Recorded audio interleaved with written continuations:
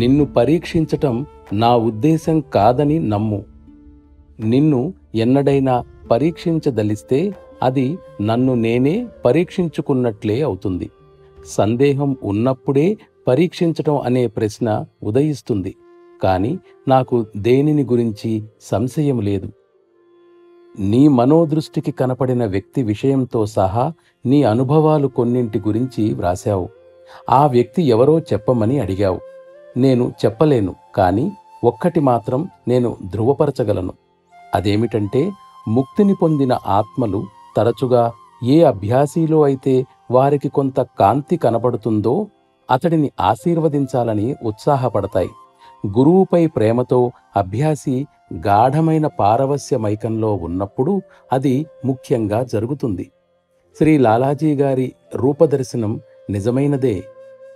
ఆ తరువాత ఆ రూపం నా రూపంగా మారటం వారికి నాకు మధ్య ఎటువంటి తేడా లేదని సూచిస్తుంది. అనేక మంది అభ్యాసీలలో అప్పుడప్పుడు అటువంటి అనుభవాలు కలుగుతూ ఉంటాయి.